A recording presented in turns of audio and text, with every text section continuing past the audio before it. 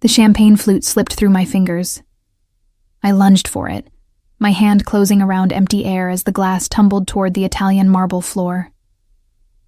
Time seemed to slow as I watched it fall, watched the golden liquid arc through the air like a streak of liquid sunshine. My heart hammered against my ribs. This wasn't just any glass. This was a baccarat crystal flute, probably worth more than my rent, and I'd just sent it plummeting toward certain destruction at a party where I was supposed to be invisible, professional, competent. The glass shattered with a sound like wind chimes dying. "Merda," I whispered, dropping to my knees. The hem of my white silk blouse immediately soaked up champagne and tiny shards of crystal. Perfect. Just perfect. Around me, the party continued its orchestrated chaos. Servers in crisp black uniforms glided between clusters of Miami's elite, carrying trays of canapés that cost more than my weekly grocery budget. The string quartet near the infinity pool played something classical and expensive sounding. Laughter rippled across the terrace like waves, punctuated by the clink of glasses and the low murmur of conversations conducted in multiple languages. I was not supposed to be here on my knees, picking up broken glass like Cinderella after midnight. "Maya!" Jessica's voice cut through the ambient noise. I looked up to see my supervisor bearing down on me, her expression tight with barely contained fury. Jessica Chen ran events for the ultra-wealthy with the precision of a military general and the warmth of a glacier. "What happened?" "I'm so sorry," I said, gathering shards into my palm with shaking hands. "Someone bumped me and... Never mind." She grabbed my elbow, hauling me to my feet with surprising strength for someone who weighed maybe 100 pounds soaking wet. "Antonia will handle it. You need to check on the cabana setup. Mr. Ferraro's guests are arriving in 20 minutes, and the lighting still isn't right." Mr. Ferraro, Dante Ferraro to be precise. The man whose oceanfront estate we were currently decorating like a Mediterranean fever dream. The man who'd hired Jessica's company to throw this elaborate party for reasons no one had bothered to explain to the temporary help.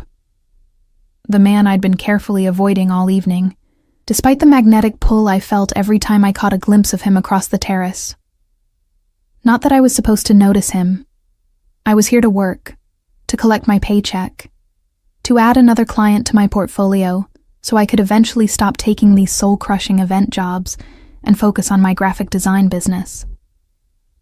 But Dante Ferraro was the kind of man you noticed even when you were trying desperately not to.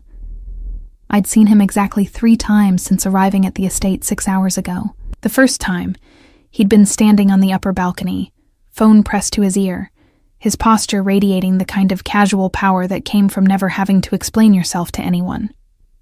The second time, he'd been greeting guests near the front entrance, his smile warm and his handshake firm, every inch the gracious host. The third time, he'd been watching me from across the pool, his dark eyes tracking my movements as I adjusted orchid arrangements. That third time had made my skin prickle with awareness. "Maya, focus." Jessica snapped her fingers in front of my face. "Cabana, lighting, now." I nodded, already moving toward the row of pristine white cabanas that lined the far end of the pool. My heels clicked against the travertine tiles, each step a small rebellion against the ache building in my arches. I'd been on my feet since 2 p.m., setting up, arranging, rearranging, and then rearranging again because Jessica had changed her mind about the floral centerpieces. Twice. The Miami heat pressed down like a living thing, thick and wet and suffocating. My blouse clung to my back, my carefully straightened hair already beginning to frizz at the temples despite the industrial-strength hairspray I'd employed. I could feel sweat pooling in places sweat had no business pooling, and I sent up a silent prayer that my deodorant was as clinical strength as advertised. The cabana was a study in calculated luxury. White linen curtains billowed in the ocean breeze. Low couches draped in cream silk beckoned invitingly. A table carved from what looked like a single piece of driftwood held bottles of champagne nestled in silver ice buckets, surrounded by clusters of white roses that probably cost more than my car payment. And the lighting was, Predictably, all wrong. The LEDs cast harsh shadows instead of the soft, romantic glow Jessica had specified in her 17-page event brief. I climbed onto one of the couches, wobbling slightly as my heels sank into the cushions, and reached for the control panel hidden behind a gauzy curtain. "Careful there." The voice came from directly behind me, low and amused and entirely too close. I jerked in surprise, my heel catching on the couch cushion. For the second time that evening, I felt gravity assert its dominance. I flailed, my arms windmilling uselessly as I tipped backward. Strong hands caught me around the waist, steadying me with effortless strength.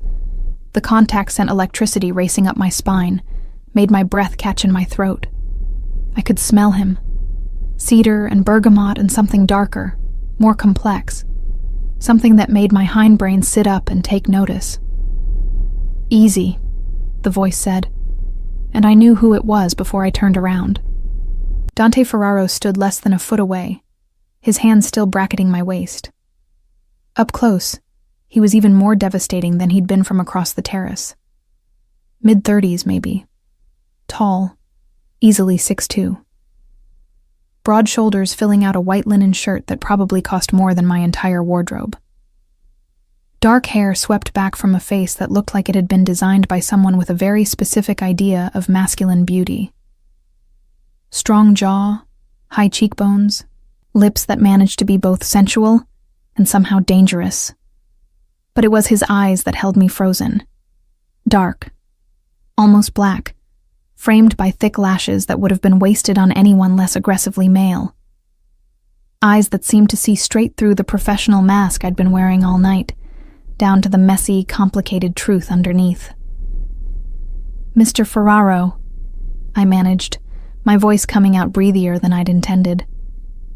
"I'm sorry, I was just fixing the lighting." "Dante," he corrected, his hands still warm against my waist. "And you're Maya, yes? Jessica's star designer." Star designer. I nearly laughed. Jessica had introduced me as temporary help, exactly once before relegating me to setup duty. But I nodded anyway, trying to ignore the way my skin burned where his fingers rested. "The lighting," I said again, desperate to establish some semblance of professionalism. "It's too harsh. I was adjusting. It's perfect." His thumbs moved slightly, a gesture so small I might have imagined it. Except I could feel the ghost of that movement singing through my nerve endings, making it hard to think about appropriate workplace boundaries. "Leave it." But Jessica said, "I'm paying Jessica."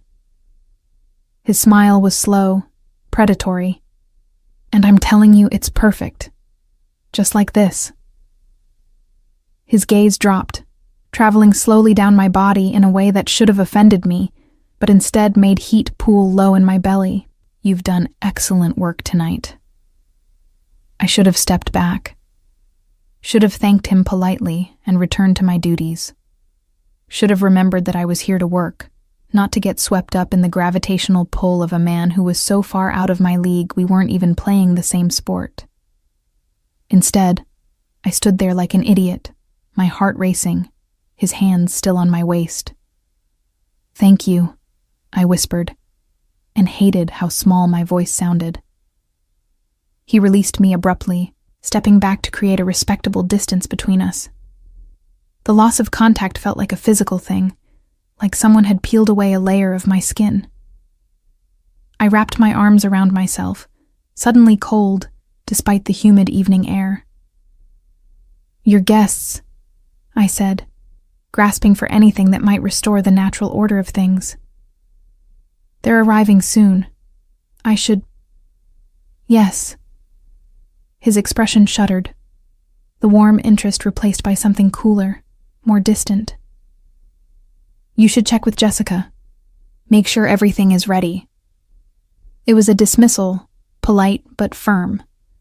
I nodded, my cheeks burning as I climbed down from the couch with as much dignity as I could muster. I could feel his eyes on me as I walked away, could feel the weight of his attention like a physical touch. It made my skin prickle and my steps unsteady. Jessica was waiting near the pool, her expression thunderous. "What took so long?" "The lighting," I lied. "It needed—" "Never mind. The VIP guests are arriving. You're on coat check duty." Coat check. In Miami. In August. I bit back a laugh and nodded, following Jessica through the house to the marble-floored foyer where a small closet had been repurposed for the evening. It was air-conditioned, at least, a small mercy that I accepted gratefully as I stationed myself beside the gleaming mahogany door. The guests arrived in waves of expensive perfume and even more expensive jewelry. I smiled, accepted wraps and clutches and the occasional blazer, hung everything with meticulous care, listened to conversations that floated past like exotic birds, business deals conducted in casual tones, gossip delivered with surgical precision, references to people and places that existed in a world so far removed from my own, they might as well have been discussing Mars. I was reaching for a beaded evening bag when I heard his name. "Dante's pulling out all the stops tonight." The woman's voice was low, conspiratorial. I couldn't see her from my position behind the closet door, but I could hear her perfectly. This must be about the territory dispute. Or the shipment. A man this time, his accent vaguely European. "Giovanni's been making noise about the port access. Territory dispute, shipment, port access." Something cold settled in my stomach. These weren't normal party topics, weren't normal business conversations. They sounded like something out of a movie, the kind of dialogue that preceded violence and betrayal and bodies washing up on beaches. "Maya." Jessica's voice made me jump. "Stop eavesdropping and help with the service." I nodded, my hands trembling slightly as I closed the closet door. I was being paranoid. These were probably just wealthy people discussing their wealthy people problems. Real estate, maybe. Import-export business. Perfectly legal. Perfectly normal explanations for words that had sounded distinctly illegal. Except I couldn't shake the feeling that I'd stumbled into something I wasn't supposed to hear. The party shifted into high gear around 9 p.m. The string quartet gave way to a DJ who played the kind of ambient electronica that rich people apparently considered dancing music. The champagne flowed more freely. Laughter grew louder, boundaries more fluid. I circulated with a tray of canapes, offering smoked salmon on blinis and foie gras on brioche, to people who barely acknowledged my existence. I was invisible again, safe in my invisibility, until I walked past the pool and saw Dante standing at the edge, his hand on the small of a woman's back. She was beautiful in that specific way that money could buy. Perfect skin, perfect hair, perfect body poured into a red dress that probably cost more than my car. She laughed at something he said, her hand resting possessively on his chest. Something ugly twisted in my gut. Jealousy, maybe. Or just the bitter recognition that I'd been stupid to think his attention meant anything. He was Dante Ferraro, owner of this obscene palace, host of parties that cost more than I made in a year. And I was temporary help. I turned away, my vision blurring slightly. And that's when it happened. My heel caught on the edge of a travertine tile. I stumbled, overcorrected, felt my balance shift catastrophically. The satin robe I'd thrown over my blouse earlier, Jessica had insisted on it, said it made the servers look more cohesive, slipped from my shoulders. I grabbed for it reflexively, which meant I couldn't catch myself when I fell. The pool water was shockingly cold after the humid evening air. It closed over my head, muffling the music and laughter, and turning the world into a silent, chlorinated cocoon. I thrashed, disoriented, my waterlogged clothes dragging me down. My lungs burned. Panic clawed at my throat. Then strong hands gripped my arms, hauling me upward, breaking the surface. I gasped, coughing up pool water, my hair plastered to my face. Someone had me, was pulling me toward the shallow end. I blinked water from my eyes and found Dante Ferraro staring at me with an expression I couldn't read. He'd jumped in fully clothed. His white shirt clung to his chest, revealing the hard planes of muscle underneath. Water streamed down his face, dripped from his hair. He looked like something out of a cologne commercial. And he'd frozen. His hands were still on my arms, but his grip had gone slack. His eyes were fixed on something behind me, his expression shifting from concern to shock to something harder, more dangerous. "What?" I started, but he cut me off. "Turn around." His voice was rough, urgent. "Turn around right now." I did, confused and shaking, and still trying to process the fact that I'd just fallen into a pool at the most important event I'd ever worked. Felt the cool air hit my exposed back. Realized with dawning horror that my white blouse had gone completely transparent in the water. But Dante wasn't looking at my bra. He was staring at something else. The tattoo. I'd gotten it when I was 18, drunk on cheap tequila and bad decisions during spring break. A symbol I'd seen in a dream, or thought I had. Delicate black lines that formed something almost floral, almost geometric. Beautiful and strange and utterly meaningless.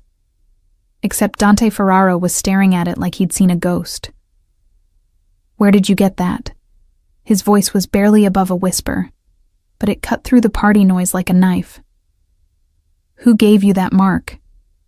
My teeth were chattering, from cold or fear or both.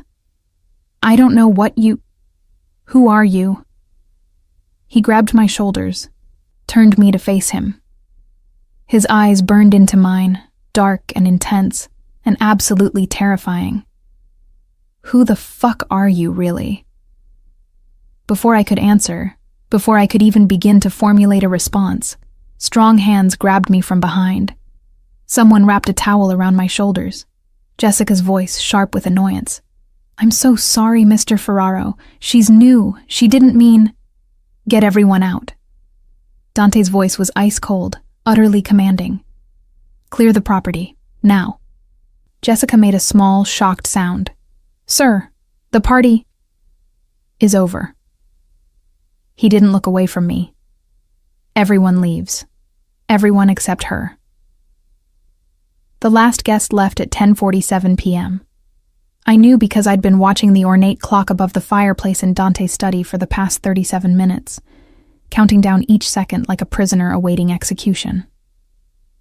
The towel someone had draped around my shoulders had long since stopped providing any real warmth.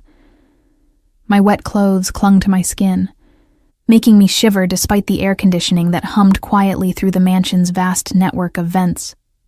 Jessica had tried to take me with her when she left, had actually grabbed my arm and attempted to pull me toward the door, whispering urgently about lawsuits and liability and how we needed to leave immediately. But Dante's security, because of course he had security, massive men in black suits who'd materialized like shadows when he'd cleared the party, had blocked her path with professional politeness and immovable presence.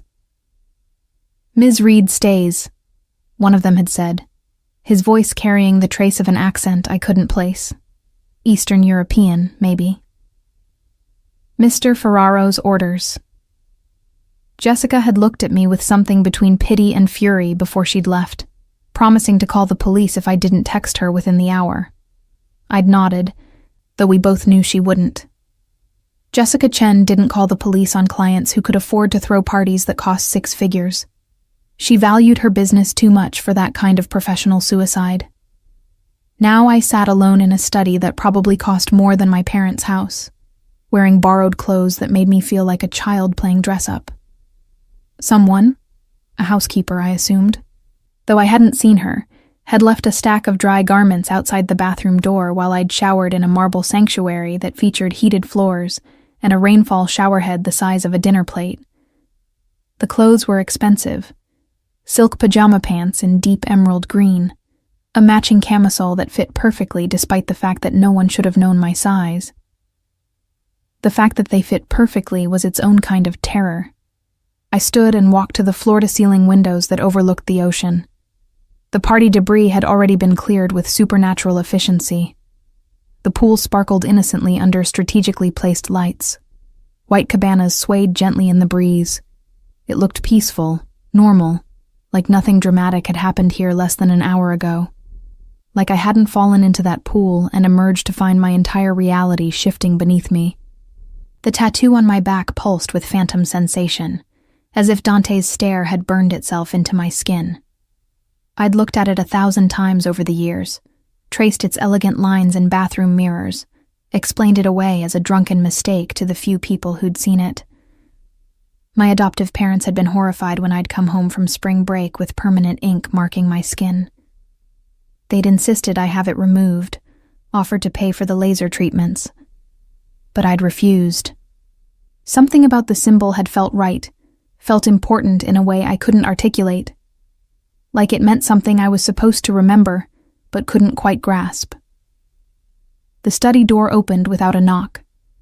Dante entered with the fluid grace of a predator, changed into dry clothes that somehow looked even more expensive than the ruined linen he'd been wearing. Dark slacks, a black shirt with the sleeves rolled up to reveal forearms corded with muscle and marked with what looked like scars. His hair was still damp, swept back from his face in a way that emphasized the sharp angles of his features. He wasn't alone.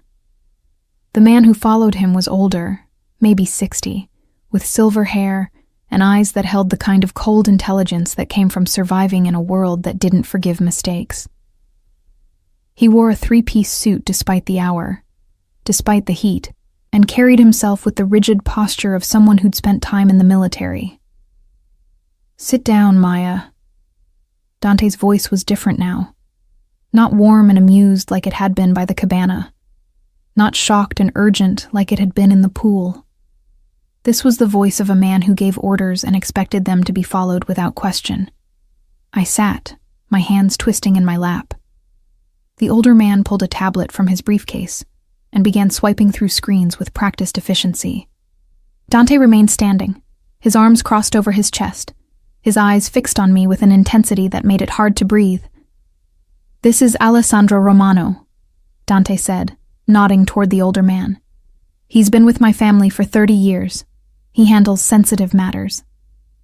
Sensitive matters. The phrase hung in the air like a threat. "I'm going to ask you some questions," Dante continued, his voice carefully neutral. "And you're going to answer them truthfully. Understand?" I nodded, not trusting my voice. "Where were you born?" The question caught me off guard. I'd expected accusations, demands to know who I really was, why I'd come to his party, not this clinical interrogation.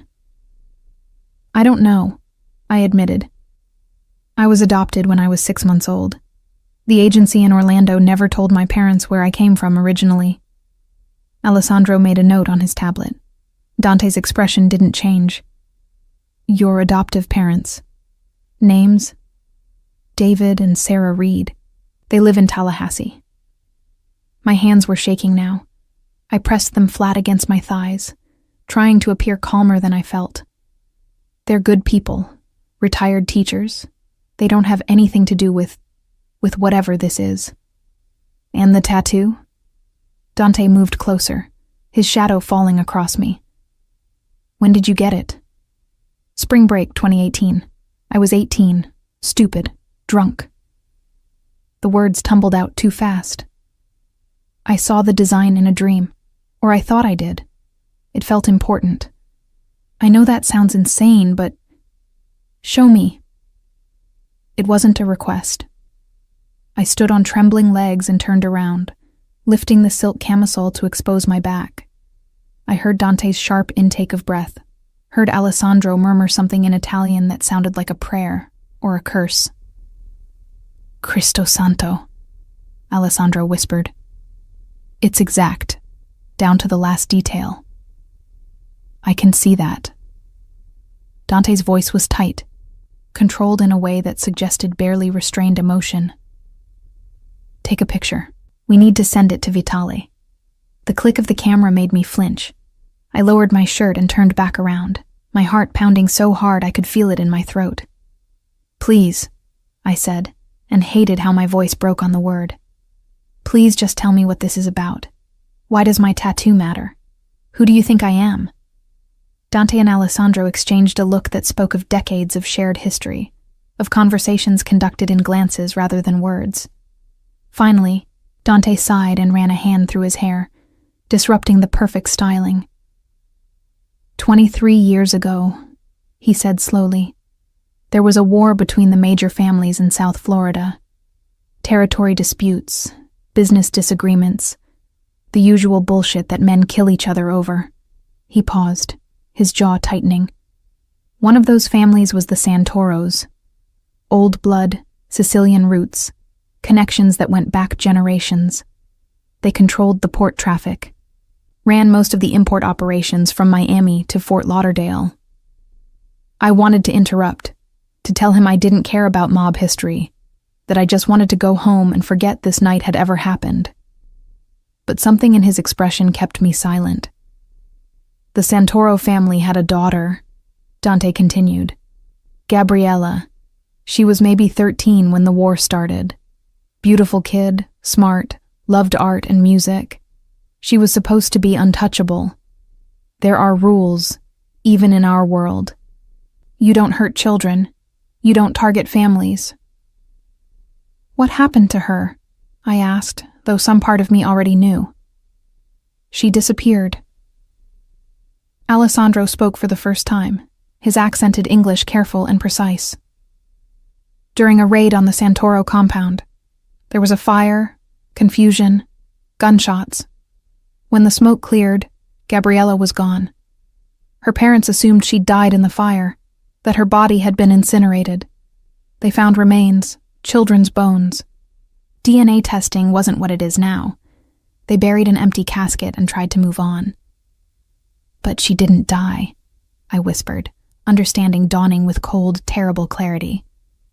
The Santoro family mark, Dante said, moving to Alessandro's tablet and turning it to face me. The screen showed an image of a crest, ornate and beautiful, featuring the exact design that marked my back. Every blood member of the family receives this mark on their 18th birthday. It's tradition, going back centuries. A way to identify true Santoros versus associates, marriages, adopted members. I stared at the crest, at the symbol I'd thought came from a drunken dream. The lines matched perfectly. The curves, the geometric precision, even the small flourish at the bottom that I'd always thought looked like a signature. You think I'm Gabriella Santoro? I said flatly. I think, Dante replied, his voice gentle now, almost kind, that you might be the daughter of Antonio and Maria Santoro. I think someone saved you from that fire 23 years ago and put you into the adoption system under a false identity. I think you've been hidden your entire life and you didn't even know it. The room tilted.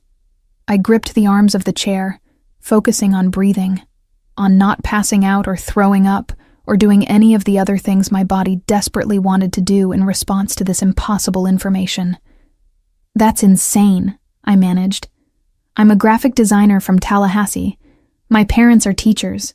I don't know anything about the Mafia or family wars or... Your birthday, Alessandro interrupted. When is it? March 15th. He nodded, making another note.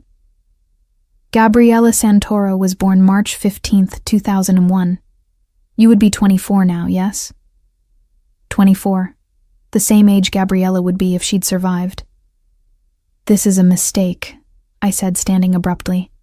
A coincidence. People share birthdays. The tattoo, I probably saw that crest somewhere, in a book or online, and my subconscious remembered it. This doesn't prove anything. There's a simple way to know for certain. Dante pulled out his phone, typed something quickly. DNA test. We have samples from the Santoro family vault. If you're Gabriella, it'll show up immediately. If you're not, you walk out of here and forget this conversation ever happened. And if I refuse? His smile was sad, almost apologetic. Then you walk out anyway. I'm not in the business of holding innocent women against their will. He paused. But Maya, if there's even a chance you're who I think you are, you're in danger. Serious danger. The kind that doesn't care about your graphic design business or your quiet life in Tallahassee. Why? The question escaped before I could stop it. If the Santoros thought their daughter was dead for 23 years, why would it matter now? Alessandro and Dante exchanged another loaded glance. Finally, Alessandro spoke, his voice heavy with something that might have been regret. Because Antonio Santoro died 6 months ago, he said. And his will specified that his entire estate, properties worth hundreds of millions, business interests, territory rights, everything, goes to his daughter Gabriella, if she can be found and verified. If she cannot be found within 1 year of his death, the estate transfers to his nephew, Marco Santoro. Understanding crashed through me like a wave. And Marco doesn't want to share. Marco, Dante said quietly, has spent the last 6 months consolidating power, making alliances, positioning himself to take over permanently. If you really are Gabriella, you represent a direct threat to everything he's built. He won't just fight you in court. He'll eliminate the threat entirely. I sank back into the chair, my mind reeling. This morning I'd woken up worried about a freelance deadline and whether I could afford to fix the air conditioning in my apartment. Now I was sitting in a mansion being told I might be the long-lost heir to a criminal empire, with a target on my back I didn't even know I was carrying. I need to think, I said numbly. I need time to... Time is exactly what we don't have. Dante moved to the window, his posture tense. Marco has people everywhere. If he finds out you're alive, if he even suspects, he'll move quickly. We need to secure you, verify your identity, and figure out our next steps before word gets out. Our next steps? I repeated. Why do you care? If I'm Gabriella Santoro, I'm your enemy's daughter. Shouldn't you be happy Marco wants to kill me? Dante turned to face me, and for the first time since the pool, I saw something genuine break through his careful control. Anger, yes, but also something that looked like guilt. Your father and I had an arrangement, he said quietly. Before he died, before he knew about the cancer that would take him, we'd negotiated a peace. Territory divisions, profit sharing, an end to the violence that had poisoned South Florida for decades. He wanted better for the next generation. He told me, Dante's voice caught. He told me that if his daughter had lived, he would have wanted her to have a normal life. Away from this world. Safe. You knew him, I whispered. You were friends? We were something like it, yes. Dante's smile was bitter. Which is why I owe it to Antonio to protect his daughter. To give her the choice he never got to give. Stay hidden and live your quiet life, or claim your birthright and change everything. Alessandro's phone buzzed. He glanced at the screen and went pale. Dante, we have a problem. What kind of problem? Someone just sent Marco Santoro a photo. Alessandro turned the phone to show us. My stomach dropped. It was a picture of me at the party, taken from behind, the tattoo clearly visible through my wet, transparent blouse. It was posted to an encrypted forum 30 minutes ago. He knows. The room went silent except for the distant sound of waves crashing against the shore. Dante's expression hardened into something cold and dangerous. The gracious host completely vanished. Lock down the estate, he ordered. Full security protocol. No one in or out without my personal authorization. And get Vitali on the phone. We're going to need the Rossi family's support if this turns into open warfare. Alessandro nodded and left, already barking orders into his phone in rapid Italian. I stood on shaking legs, my mind refusing to process the speed at which my life was disintegrating. I should go. I should leave Miami, leave Florida, disappear. You'd be dead in 48 hours. Dante crossed to me in 3 long strides, his hands gripping my shoulders. Maya, listen to me. You stay here, under my protection, or you die. Those are your only options right now. You can't just keep me prisoner. I'm not. His grip gentled, his thumbs tracing small circles against my collarbone in a gesture that should have been comforting, but instead sent electricity racing through my nervous system. I'm offering you sanctuary, a chance to figure out who you really are and what you want to do about it. But you have to trust me.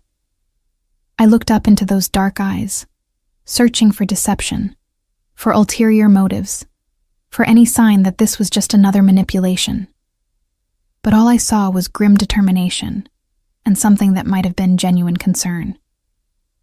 Why should I trust you? I asked. I don't even know you. No, he agreed. You don't. But I knew your father, and I made him a promise. Before I could respond, the lights went out.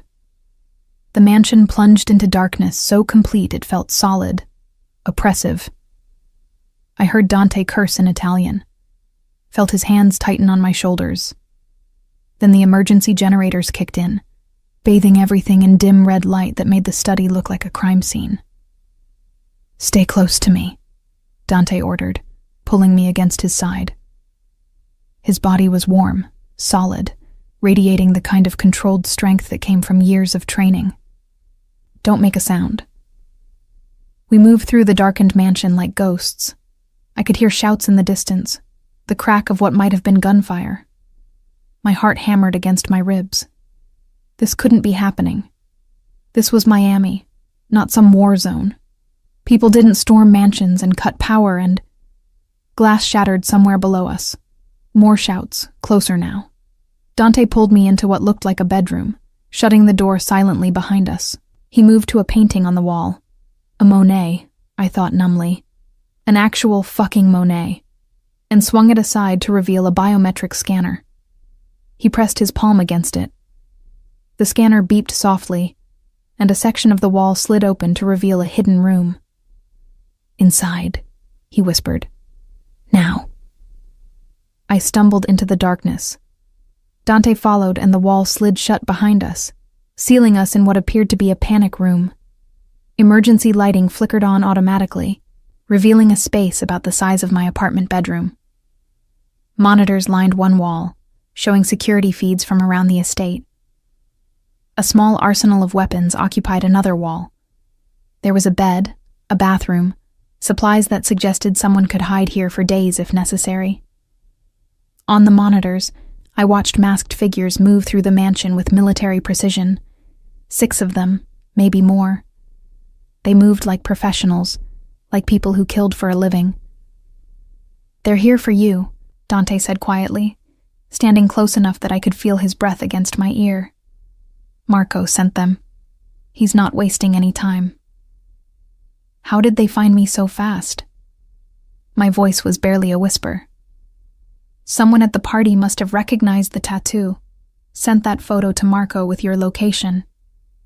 Dante's jaw tightened as he watched the monitors. I should have been more careful. Should have gotten you out of Miami the second I saw that mark. This is insane. I wrapped my arms around myself, trying to stop the shaking that had nothing to do with cold. 24 hours ago, my biggest problem was a difficult client. Now there are assassins in your house trying to kill me because of a tattoo I got while drunk in Cancun. Not just any tattoo. Dante turned to face me, his expression grave. That mark means you're the rightful heir to one of the most powerful criminal organizations in North America. It means you control territory, businesses, connections worth hundreds of millions of dollars. It means you have the power to reshape the entire South Florida underworld if you choose to claim it. I don't want it, I said desperately. I don't want any of it. Can't we just, I don't know, release a statement saying I renounce all claims, that I'm not interested? It doesn't work that way. His voice was gentle but firm. The second that photo went public, you became a threat to Marco's power. Whether you claim your inheritance or not doesn't matter anymore. He can't afford to let you live. On the monitors, one of the masked figures reached the bedroom we'd just left. He was methodical, checking the closet, under the bed, sweeping the room with professional thoroughness. My heart stopped when he approached the Monet, his gloved hand reaching for the frame. But he didn't find the hidden switch. After a moment, he moved on, disappearing from the camera's view. "How long do we stay here?" I asked. "Until Alessandro gives the all clear." Dante pulled out his phone, frowning at the screen. "He's coordinating with our people. They'll sweep the estate, neutralize the threat." Neutralize. Such a clinical word for what I suspected would be messy, violent, and permanent. I sank onto the edge of the bed, my legs finally giving out. The adrenaline that had been keeping me upright was fading, leaving behind exhaustion and a fear so deep it felt like drowning. "What happens after?" I asked. "After they neutralize these people? What then?" Dante sat beside me, close enough that our thighs touched. In the confined space of the panic room, I was acutely aware of him. The heat of his body, the scent of his cologne mixed with something earthier, more masculine. The way his presence seemed to fill the small space until there was no room for anything else. "Then we figure out who you really are," he said quietly. "We run the DNA test. We find out if you're Gabriella Santoro or just an incredibly unlucky graphic designer with terrible taste in spring break tattoos." Despite everything, I almost laughed. "And if I am? Gabriella, I mean. Then you have choices to make."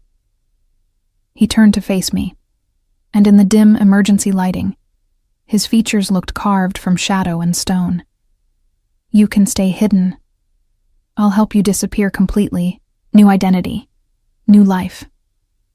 Somewhere Marco will never find you. Or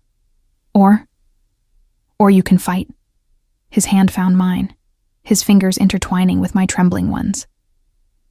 "You can claim what's yours. Your father's empire, your birthright. The power to change things, to build something better than what came before. I'll help you with that too. Whatever you choose, I'm with you." The sincerity in his voice did something strange to my chest, made it hard to breathe for reasons that had nothing to do with fear. "Why?" I whispered. "Why would you help me? We just met. You don't owe me anything." "I owed your father," he said simply. "But even if I hadn't, even if I'd never known Antonio Santoro." His free hand came up to cup my face, his thumb tracing my cheekbone with devastating gentleness. "I'd still want to protect you. From the moment I saw you across that terrace, before I knew who you were or what you represented, I wanted—" He didn't finish the sentence. Didn't need to. I could see it in his eyes, in the way his gaze dropped to my lips and held there. The same magnetic pull I'd felt by the cabana, amplified by proximity and adrenaline, and the strange intimacy of hiding together in the dark while armed men hunted me through his house. I should have pulled away, should have maintained professional distance, remembered that he was dangerous, that I was in over my head, that getting involved with Dante Ferraro would complicate an already impossible situation. Instead, I leaned in. His lips met mine with a gentleness that contradicted everything I'd seen tonight. The controlled violence on the security monitors, the cold authority in his voice when he'd given orders, the dangerous grace with which he'd moved through the darkened mansion. All of it melted away in the soft pressure of his mouth against mine, in the way his hand cradled my face like I was something precious, breakable. I shouldn't have wanted this. Shouldn't have felt relief and heat and hunger coursing through me as his other hand slid into my hair, angling my head to deepen the kiss. But I did. God help me, I did. When we finally broke apart, both breathing hard, Dante rested his forehead against mine. "I'm sorry," he murmured. "That was inappropriate. You're in danger. You're scared, and I just... Don't apologize." My voice was steadier than I expected. "I kissed you back." A smile tugged at his lips, transforming his face from dangerously beautiful to something softer, more human. "So you did." His phone buzzed, shattering the moment. He pulled away to check the screen, and I watched his expression shift from tender to grim in the space of a heartbeat. Alessandro? I guessed. The estate is clear. They got 4 of the 6. He stood, offering me his hand. The other 2 escaped, which means Marco knows his first attempt failed. He'll try again, probably within hours. I let him pull me to my feet, my mind still reeling from the kiss, from everything that had happened in the last 2 hours. What do we do? We move you somewhere safer. Dante pressed his palm to the biometric scanner, and the wall slid open. The bedroom beyond looked untouched, no sign of the violence that had swept through the mansion. I have a property in the Keys. Private island, limited access, security that makes this place look like a playground. We'll go there while Alessandro coordinates with the other families, figures out our next move. Other families, I repeated numbly. You mean more Mafia people. I mean the organizations who want Marco contained before he starts a war none of us can afford. Dante moved to the closet and began pulling out clothes with practiced efficiency. Marco's getting ambitious, making moves that threaten the balance of power. If you really are Gabriella, you represent a legitimate challenge to his authority. The other families will support you because it serves their interests to keep Marco in check. He handed me a stack of clothing, jeans, a soft sweater, comfortable shoes, all in my size, which should have disturbed me more than it did. How did you... I started, but he cut me off with a wry smile. I noticed your size when you were setting up the party. Call it a habit of observation. He turned away, giving me privacy to change. We leave in 10 minutes. Pack light. We can get anything you need once we're secure. I changed quickly, my hands still trembling as I pulled on jeans that fit like they'd been tailored for me. The sweater was cashmere, impossibly soft against my skin. The shoes were Italian leather, broken in just enough to be comfortable immediately. Dante Ferraro's habit of observation was detailed enough to be unsettling. When I emerged from the bathroom, fully dressed, I found him changed as well. Dark jeans, a black shirt, a leather jacket that emphasized the breadth of his shoulders. He looked less like a billionaire businessman and more like someone who could handle himself in a fight, which I was beginning to realize he probably could. Ready? He asked, offering me a matching leather jacket. I need to call my parents, I said, accepting the jacket. They'll worry if they don't hear from me. We'll call them from the car. Secure line. He ushered me toward the door, his hand at the small of my back. But Maya, you can't tell them what's happening. Not yet. The fewer people who know your location, the safer you are. I nodded, though guilt twisted in my gut. My parents had always been overprotective, hovering anxiously through my childhood, terrified something would happen to their adopted daughter. Now I understood why. Some part of them must have known my origins were dangerous, even if they'd never admitted it out loud. The mansion was eerily quiet as we moved through it. I glimpsed Alessandro in the foyer, speaking quietly with several men in tactical gear.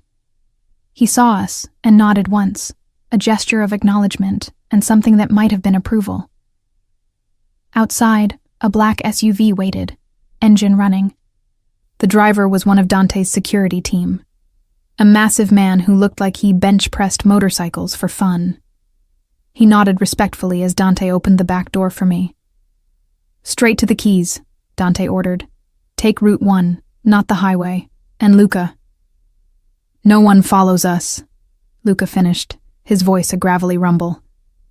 I know the drill, boss. I slid into the back seat, and Dante climbed in beside me. The door closed with a heavy, final-sounding thunk. Through the tinted windows, I watched the mansion recede into the distance, its elegant facade giving no hint of the violence that had unfolded inside just minutes ago.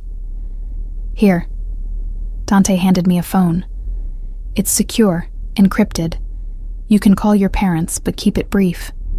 If they ask too many questions, tell them you got a last-minute design job that requires you to be off-grid for a few days. I took the phone with numb fingers and dialed the familiar number. My mother answered on the second ring, her voice bright with the manufactured cheer she always used to mask her chronic anxiety. "Maya, sweetheart, we were just talking about you. Your father wants to know if you're still coming for Thanksgiving." "Hi, Mom." I forced warmth into my voice, tried to sound normal despite the fact that armed men had just tried to kill me. "Listen, I can't talk long. I got hired for a really intensive project, and I'm going to be out of touch for a few days, maybe a week. But I'm fine. Everything's fine." A pause. Then carefully. "What kind of project?" "Rebranding for a private client. Very hush-hush NDA stuff." The lie came easier than I expected. "I just didn't want you to worry if you couldn't reach me." "Oh." Relief flooded her voice. "Well, that's wonderful, honey. You're so talented. I knew someone would recognize." "I love you, Mom." The words caught in my throat, suddenly too true, too raw. "Tell Dad I love him too. I'll call as soon as I can, okay?" "Of course, sweetheart. Be safe." I ended the call and handed the phone back to Dante, blinking against the burn of tears I refused to shed. They're going to hate me when they find out I lied. They're going to be grateful you're alive. Dante's hand found mine in the darkness of the back seat, his fingers warm and solid. Which is what matters. The drive to the Keys took 3 hours. We traveled in silence mostly, the rhythmic hum of tires on asphalt and Luca's occasional check-ins on his radio, the only sounds. I watched Miami's glittering skyline fade behind us, watched the urban sprawl give way to palm trees and small towns, and eventually the dark expanse of ocean on either side of the overseas highway. Dante made phone calls in Italian, his voice low and urgent. I caught fragments, names I didn't recognize, references to territory and alliances and blood debts. The language of a world I'd never known existed until tonight, a world I might actually belong to. Somewhere around Key Largo, exhaustion finally claimed me. I didn't mean to fall asleep, didn't mean to let my guard down. But the adrenaline crash was inevitable, and Dante's presence beside me felt absurdly safe despite the circumstances. I felt myself drifting, felt his arm come around my shoulders, pulling me against his chest. "Sleep," he murmured against my hair. "I've got you." And despite everything, the danger, the uncertainty, the terrifying possibility that I wasn't who I'd always thought I was, I believed him. I woke to the sound of waves and the smell of salt air. We were parked on what looked like a private dock, a sleek yacht moored beside us, its lights casting dancing reflections on the dark water. "We're here," Dante said softly, and I realized I was still pressed against his chest, his arms still wrapped protectively around me. "My island is a few miles offshore. The yacht will take us the rest of the way." I sat up, disoriented and stiff from sleeping in the car. "You own an island?" "Several, actually." He climbed out and offered me his hand. "But this one is special. Completely off the grid, self-sufficient. Solar power, desalination plant, private security that makes the Secret Service look like mall cops. If Marco wants to find you there, he'll need a small army." The yacht was as luxurious as I expected from a man who owned private islands. All gleaming wood and brass fixtures, with a main cabin that looked like something out of a design magazine. A crew member, young, professional, armed, welcomed us aboard and immediately cast off the mooring lines. Dante led me to the upper deck, where comfortable seating overlooked the bow. As we pulled away from the dock and accelerated into the open water, he poured 2 glasses of wine from a bottle I suspected cost more than my monthly rent. "I don't drink much," I said automatically, then laughed at the absurdity of worrying about alcohol consumption while fleeing from Mafia assassins. "Neither do I, usually." Dante handed me a glass anyway, but tonight calls for exceptions. I took a sip, and the wine exploded across my tongue. Complex, layered, perfect. Of course it was perfect. Everything in Dante's world was perfect, carefully curated, controlled. "Tell me about him," I said abruptly. "My father, Antonio Santoro. What was he like?" Dante settled into the seat beside me, his gaze fixed on the dark horizon. Complicated, ruthless when he needed to be, but not cruel for cruelty's sake. He believed in honor, in keeping your word even when it cost you, especially when it cost you. He paused, swirling his wine. He talked about Gabriella sometimes, late at night, when the wine made him philosophical. He said losing her broke something in him that never healed.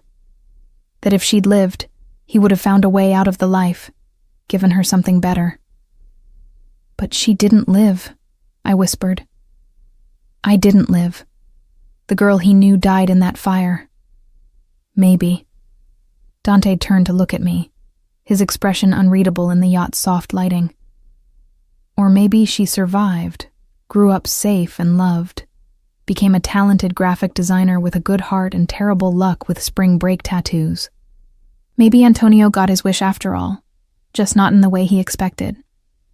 "You think he'd be happy about this? That I didn't grow up in his world?" "I think," Dante said carefully, "he'd be devastated that you were in danger. But yes, I think a part of him would be relieved that you were spared the worst of it, that you had a chance at normal." I laughed, the sound bitter. "Normal?" "Right. Nothing says normal like hiding on a private island while your cousin sends hit squads after you." "Fair point." His smile was wry. "For what it's worth, you're handling this remarkably well.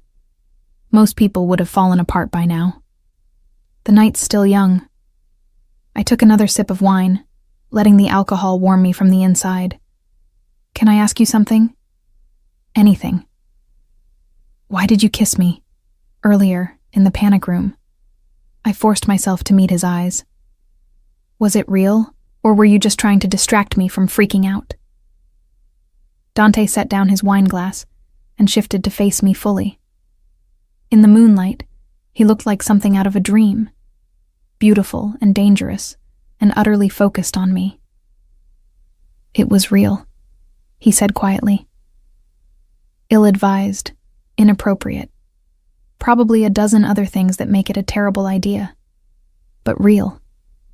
His hand came up to cut my face, his thumb tracing my cheekbone in that devastating way he had. "I wanted to kiss you from the moment I saw you adjusting those orchid arrangements, before I knew anything about Santoro marks or hidden heirs. I wanted you, Maya. I still want you. That hasn't changed." My breath caught. This is crazy. We barely know each other. And even if I am Gabriella, even if I have some claim to this inheritance, I'm nobody special. "You're wrong." His voice was fierce, almost angry. "You're brilliant. I saw your design portfolio while Alessandra was running background checks. The work you do, the way you see the world, the creativity you bring to everything you touch. That's rare, Maya. That's special. The Santoro name doesn't make you valuable. You're valuable because of who you are." I wanted to believe him. God, how I wanted to believe him. But doubt gnawed at me, whispering that this was all too much, too fast, that Dante's interest in me couldn't be separated from what I represented to his world. "What if the DNA test is negative?" I asked. "What if I'm not Gabriella, just some random woman with a coincidental tattoo and an inconvenient birthday?" "Then you go back to your life." His hand dropped from my face, and I immediately missed the contact. "And I help you disappear well enough that Marco never finds you. But Maya..." He hesitated, something vulnerable flickering across his features. "I'd like to see you again. After all this is settled, when you're safe and you have time to think clearly. I'd like to take you to dinner, maybe show you some of my world that doesn't involve panic rooms and assassins." "A date," I said, testing the word. "You're asking me on a date." I'm saying I'd like the chance to get to know you properly, without the threat of imminent death hanging over us. His smile was soft, almost shy. Is that completely insane? Completely, I agreed. But I think I'd like that too. Before either of us could say anything else, the yacht began to slow. I looked up and saw it, Dante's Island, rising from the dark water like something out of a fantasy. White sand beaches glowed in the moonlight, palm trees swayed in the breeze, and perched on the highest point, a sprawling villa that managed to be both modern and classic, all clean lines and floor-to-ceiling windows that reflected the stars. "Welcome to Isola della Luna," Dante said, standing and offering me his hand. "Island of the Moon. You'll be safe here, Maya. I promise." As the yacht docked and Dante led me down the gangplank toward the villa, I couldn't shake the feeling that my old life, my small apartment, my freelance clients, my careful routine, was slipping away like sand through my fingers. Whether I was Gabriella Santoro or just Maya Reed, incredibly unlucky graphic designer, nothing would ever be the same again. And looking at Dante's hand wrapped around mine, feeling the solid warmth of his presence beside me, I wasn't entirely sure I wanted it to be. The villa was a masterpiece of architectural design and paranoid security masquerading as luxury. Dante gave me a brief tour as we entered through massive glass doors that, he explained casually, were bulletproof and could withstand direct explosive charges. The foyer opened into a great room with soaring ceilings and views of the ocean on 3 sides, decorated in shades of white and cream that should have felt sterile, but instead felt like being wrapped in clouds. "There are 6 bedrooms," Dante said, leading me up a curved staircase that seemed to float without visible support. "You can take your pick. Each has its own bathroom, ocean views, and—" He paused, his expression slightly embarrassed. "Independent panic room access, in case of emergency." "Of course they do," I muttered. "Because that's totally normal." His laugh was genuine, warm. "Welcome to my world." He showed me to the master suite, which was larger than my entire apartment, and decorated with the same careful attention to detail I'd seen throughout the estate. A massive bed dominated the space, dressed in linens that probably had a thread count higher than my credit score. French doors opened onto a private balcony overlooking the moonlit ocean. The bathroom featured a shower big enough for 4 people and a soaking tub positioned to take advantage of the view.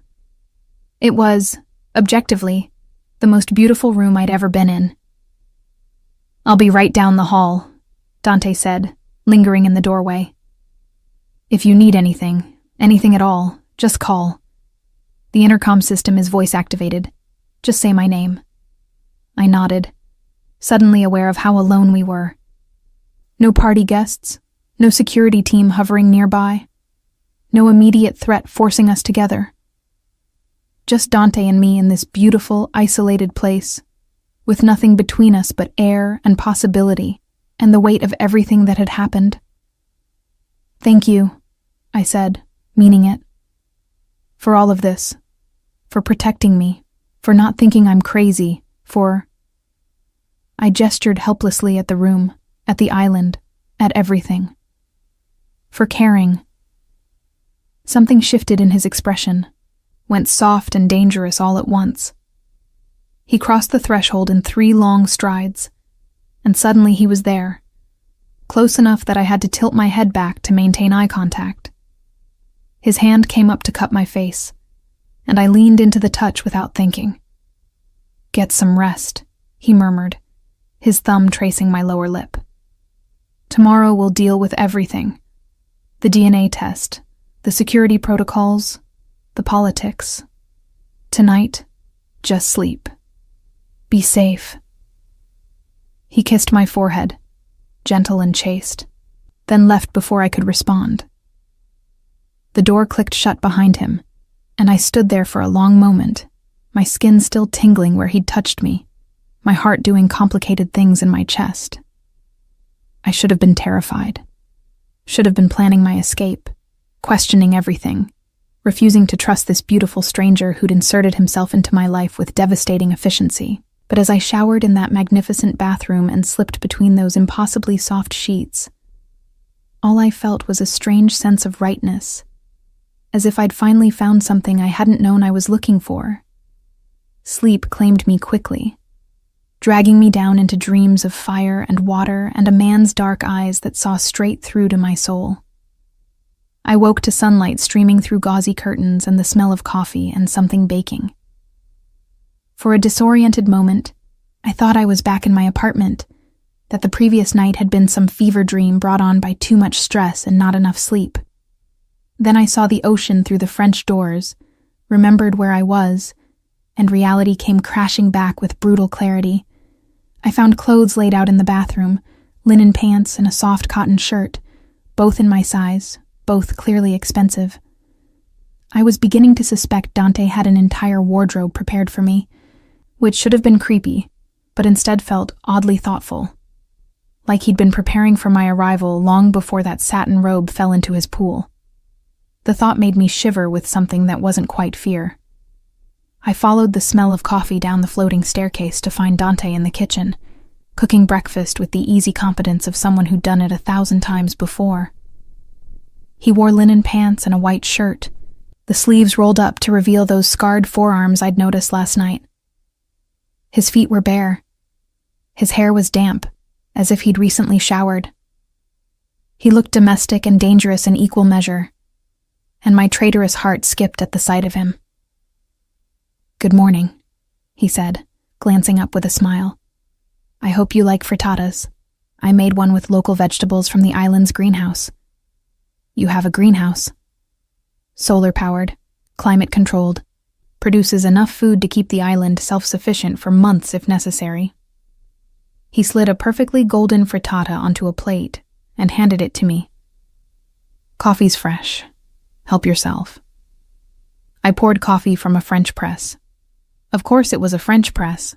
Of course the coffee was probably single origin and ethically sourced and roasted by artisans who'd devoted their lives to the craft, and took a seat at the kitchen island. The frittata was predictably perfect. Eggs that tasted like eggs were supposed to taste, vegetables that burst with flavor, cheese that melted on my tongue in a way that made me want to weep. "This is incredible," I said around a mouthful. "Did you learn to cook in Mafia school?" Dante laughed, the sound rich and genuine. "My grandmother taught me.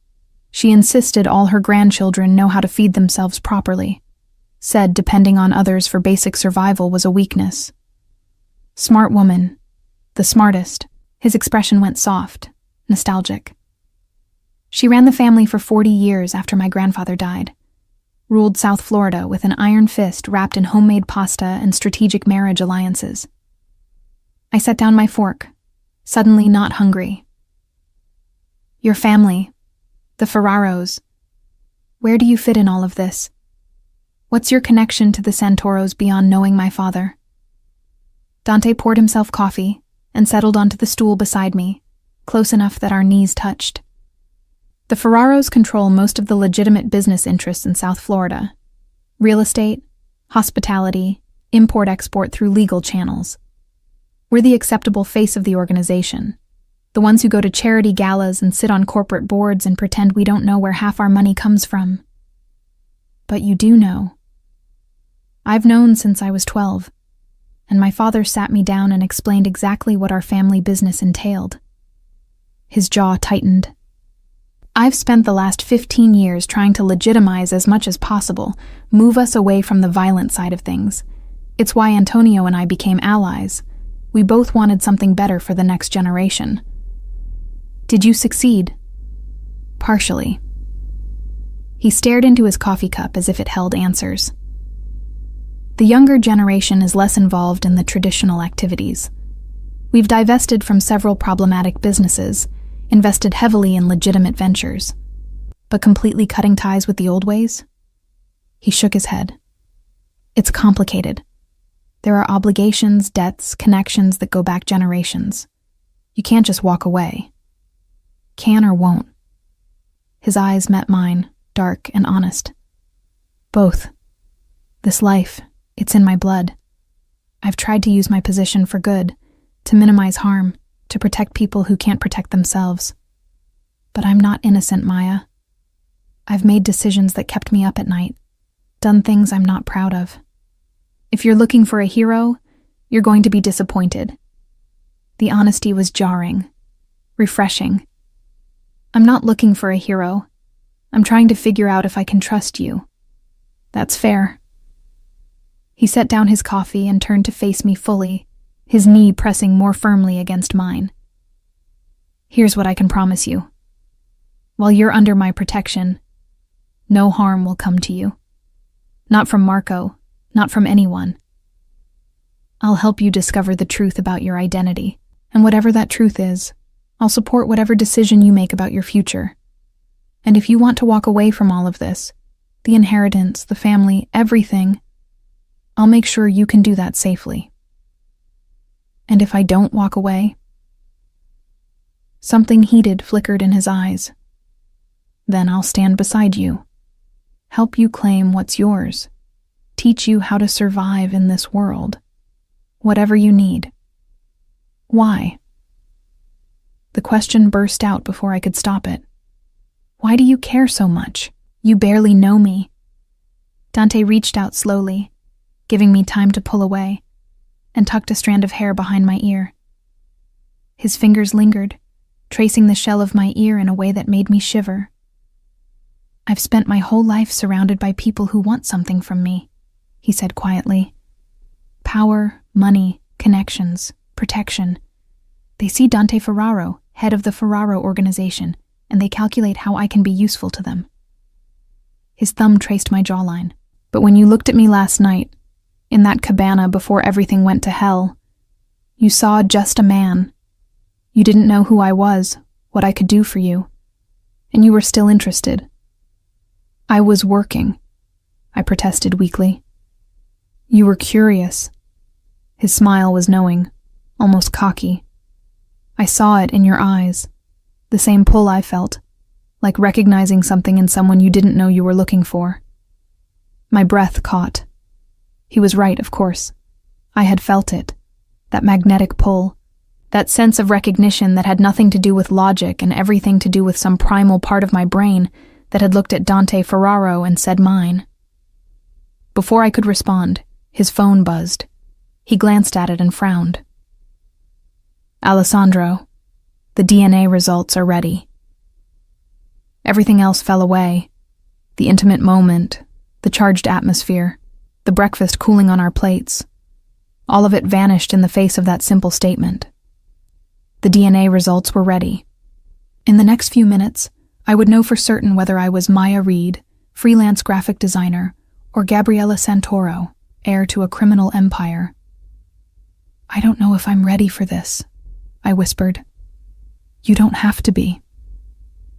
Dante's hand found mine, his fingers interlacing with my trembling ones. Whatever the results say, whatever you decide to do with that information, I'm here. You're not facing this alone. He led me to a study similar to the one in his Miami mansion. Floor-to-ceiling windows overlooking the ocean, expensive art on the walls, technology that probably cost more than most people's houses. A large monitor dominated one wall, and Dante tapped it to life with a voice command. Alessandro's face appeared on screen, his expression grave. Behind him, I could see what looked like a medical laboratory, all stainless steel and sophisticated equipment. Good morning, Alessandro said formally. Ms. Reed, Dante. I have the preliminary results from the DNA analysis. My heart hammered so hard I thought it might break through my ribs. Dante's hand tightened around mine, a silent reminder that I wasn't alone. And? Dante prompted when Alessandro hesitated. The mitochondrial DNA is a match, Alessandro said carefully. Maya Reed shares maternal lineage with the Santoro family. The probability that she is Gabriella Santoro, daughter of Antonio and Maria Santoro, is 97%. The room tilted. I heard someone make a sound, a gasp, a sob, something broken and shocked, and realized it was me. Dante's arm came around my waist, supporting me as my legs turned to water. "You're certain?" Dante asked, his voice sharp. As certain as modern science allows. Alessandro's expression was sympathetic. "I've sent the full report to your secure server. But there's no doubt. Maya is Gabriella." I was Gabriella Santoro, the daughter who'd been presumed dead for 23 years. The heir to an empire I'd never wanted. The girl who'd been saved from a fire and hidden away, given a chance at a normal life that was now irrevocably shattered. Maya. Dante's voice seemed to come from very far away.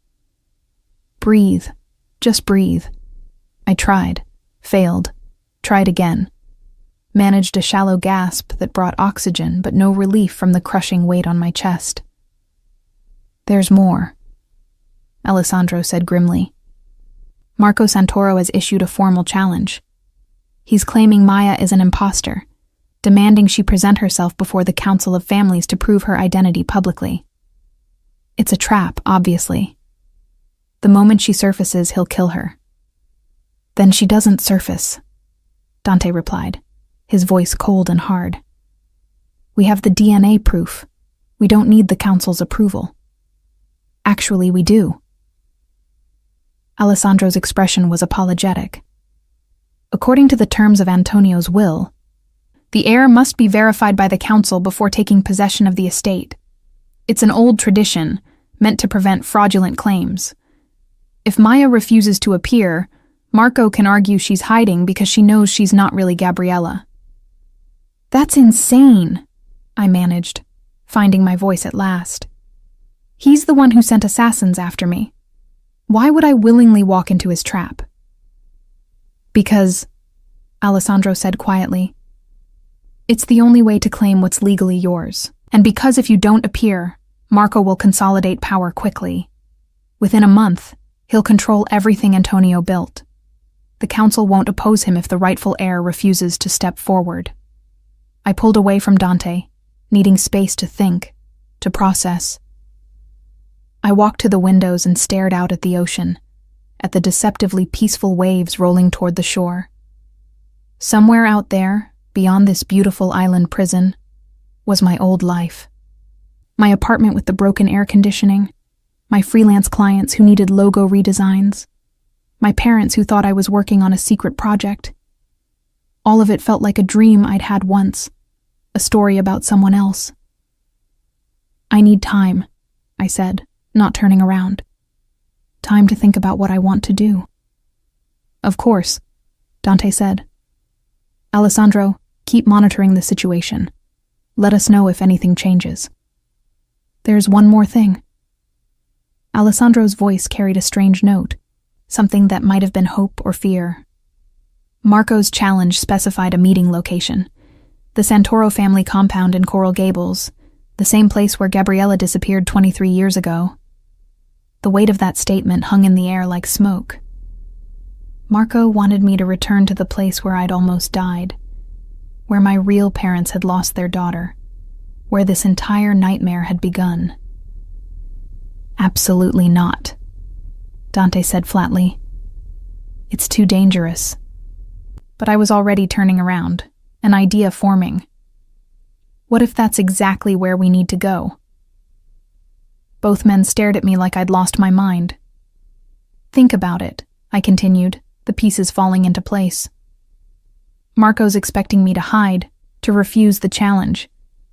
That's what gives him power, my fear, my absence. But what if I call his bluff?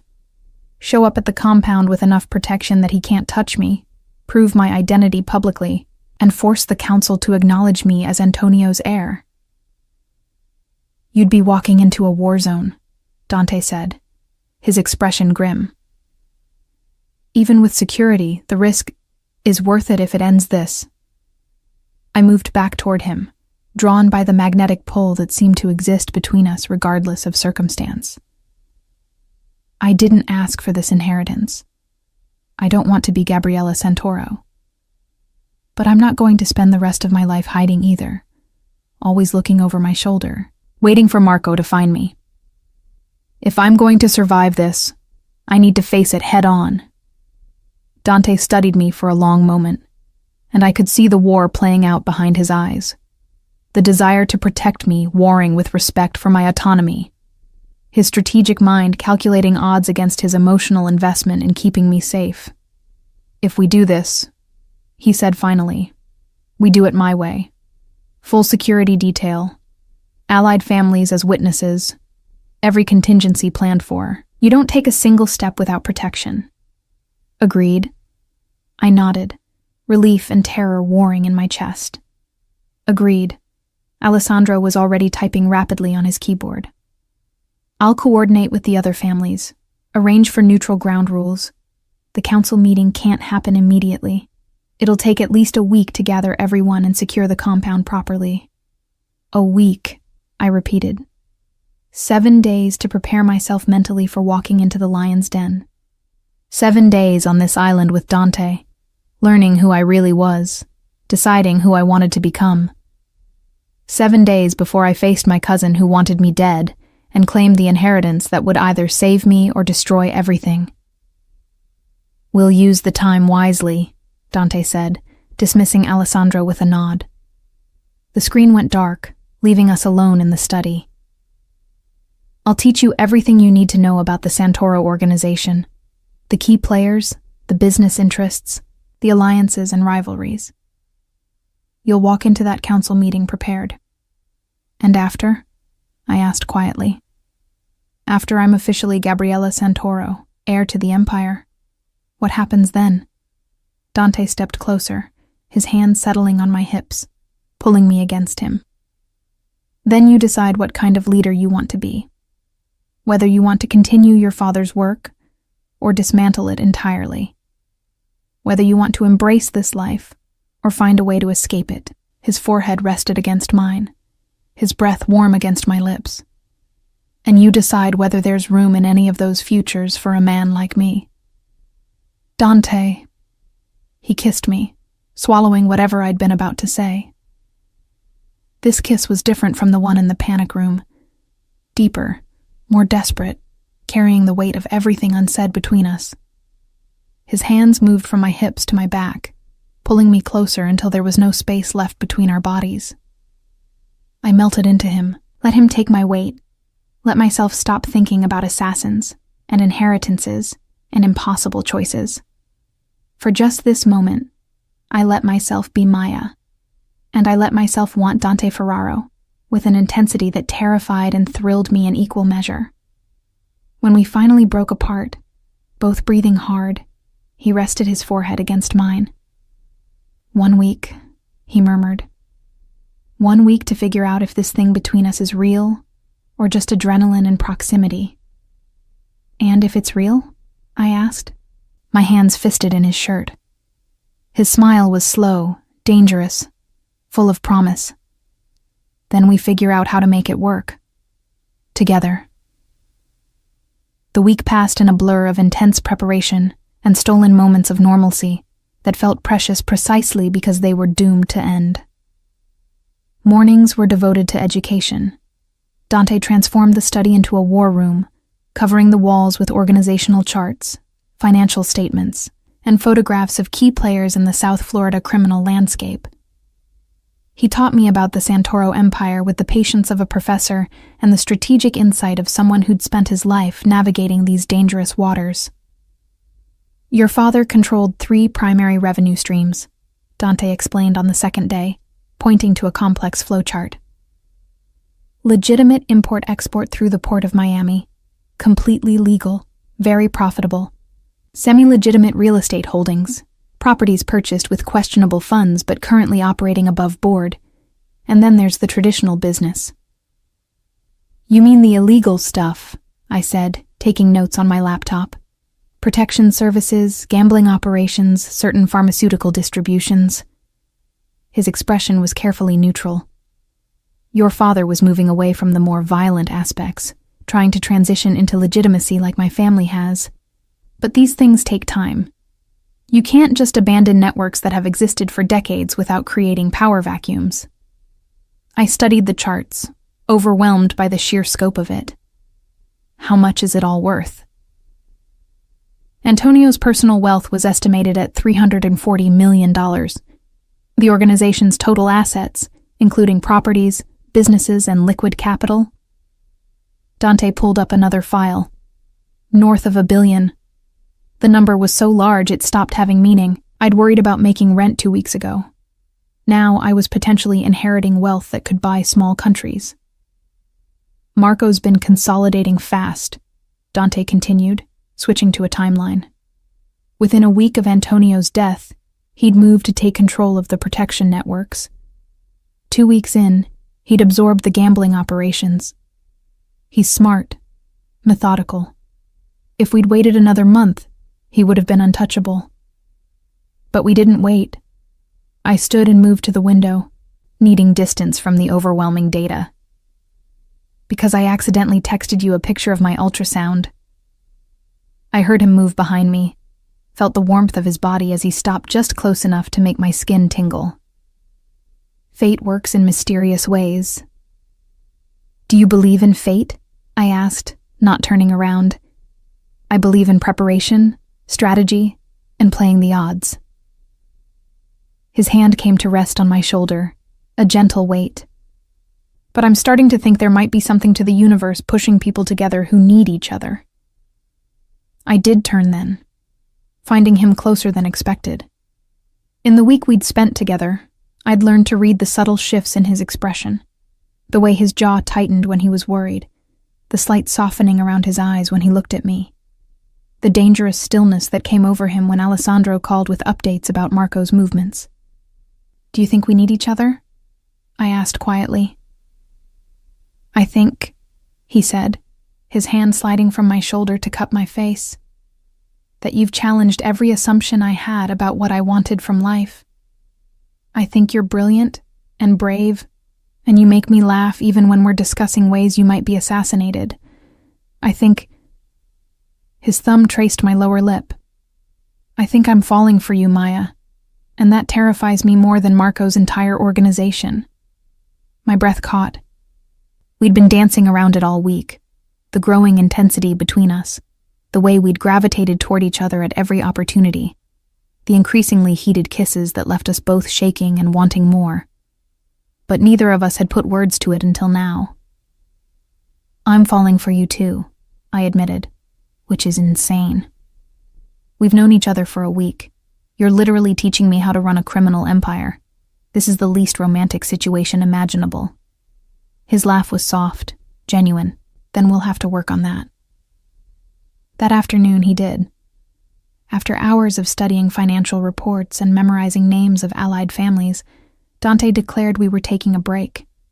He led me down to the beach, where a picnic had been set up beneath a white canvas tent.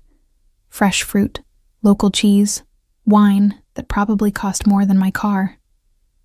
This is your doing, I accused, settling onto the blankets with a smile.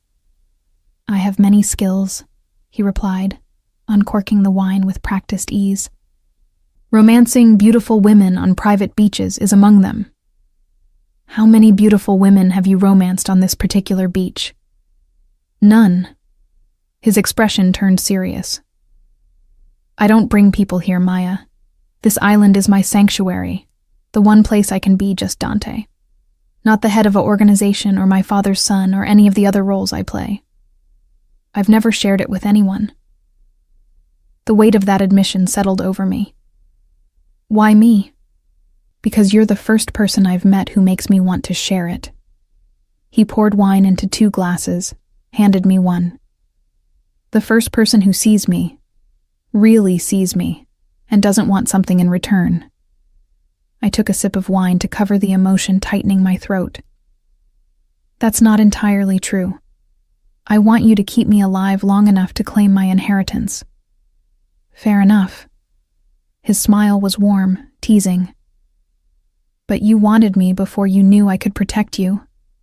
I remember that look in your eyes by the cabana, before everything went to hell. Pure attraction. Nothing calculated about it. Heat crept up my neck. You're very confident. I'm very observant. He set down his wine and moved closer, his hand finding mine. And I observed the way your breath changed when I touched you. The way you leaned into me even when you were trying to maintain professional distance. The way you kissed me back like you'd been thinking about it for hours. Dante. His name was half protest, half invitation. He kissed me, slow and deep, tasting of wine and salt air and promises I desperately wanted to believe in.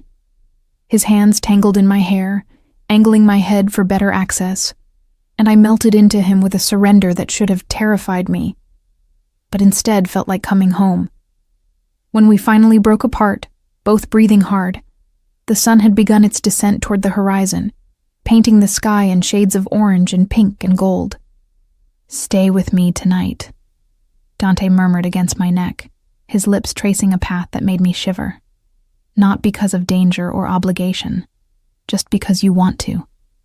I should have said no, should have maintained boundaries, reminded myself that we were still essentially strangers thrown together by circumstance, that getting emotionally involved with Dante Ferraro was a complication I didn't need. But I was tired of should. Tired of being careful, of playing it safe, of denying what I wanted, because it didn't fit the life I'd carefully constructed. "Yes," I whispered. "Yes." That night, I learned what it meant to be cherished. Dante made love to me with a reverence that brought tears to my eyes, his hands and mouth mapping every inch of my skin like he was memorizing me. He whispered to me in Italian, beautiful, incomprehensible things that sounded like poetry and promises. And afterward, as we lay tangled in his enormous bed with the ocean visible through the windows, he held me like I was something precious he'd found and refused to let go. "Tell me about your childhood," I said, my head resting on his chest, his heartbeat steady beneath my ear. "Which version?" His fingers traced lazy patterns on my shoulder. "The official story or the truth?" "Both." He was quiet for a moment, gathering his thoughts. "Official story. I was born into a wealthy family, attended the best schools, inherited my father's business empire at 25 when he died of a heart attack. Shrewd businessman, generous philanthropist, pillar of the Miami community. And the truth? I was born into the Mafia. My father ran protection rackets and gambling operations. He died of a bullet to the head during a territorial dispute, not a heart attack. I inherited his position along with his enemies, his debts, and his bloody legacy." His voice was matter of fact, but I felt the tension in his body. "I was 25 and terrified I'd be dead before I was 30. I pressed a kiss to his chest, directly over his heart. "But you weren't." "I got smart, made alliances instead of enemies, invested in legitimate businesses, learned that power doesn't always have to come from a gun." He tilted my face up to his. "And I waited for someone to give me a reason to want a future instead of just surviving the present." "Dante, I know it's fast," he interrupted softly. "I know we're still figuring this out. But Maya, you make me want things I thought I'd given up on. Family, partnership, a life that's about more than just the organization." My heart twisted. What if I can't do this? What if I claim the inheritance and realize I'm not cut out for this world? What if I fail? Then we figure it out together. His arms tightened around me. "But I don't think you'll fail. I think you're going to walk into that council meeting and show them exactly who Gabriella Santoro is. And I think they're going to be scared of you, which is exactly how it should be." The next few days passed in a similar rhythm. Mornings devoted to preparation, afternoons to stolen moments of normalcy, nights to discovering each other with an intensity that felt both urgent and inevitable. Dante taught me more than just organizational charts and alliance structures. He taught me how to read people, how to project confidence even when terrified, how to use silence as a weapon. "Never let them see you uncertain," he said during one lesson. The moment you hesitate, they'll pounce. These people are predators. They respect strength, confidence, and the willingness to make hard decisions. Even if those decisions keep me up at night? Especially then. His expression was grim. The people who sleep soundly after ordering violence are the ones you need to worry about. The fact that it bothers you means you still have a conscience. That's valuable. On the 6th day, Alessandro called with news. The council meeting is confirmed for tomorrow evening. All major families have agreed to attend. Marco has accepted the terms of engagement. Neutral ground, no weapons beyond personal security, binding arbitration of the council's decision. He's going to try something, Dante said flatly. Marco doesn't agree to terms that disadvantage him. Agreed. Alessandro's face was grave on the screen. I've tripled security for the compound and arranged for medical personnel on standby. But Dante, if this goes wrong, it won't. Dante's voice was steel. Maya will be protected, whatever it takes.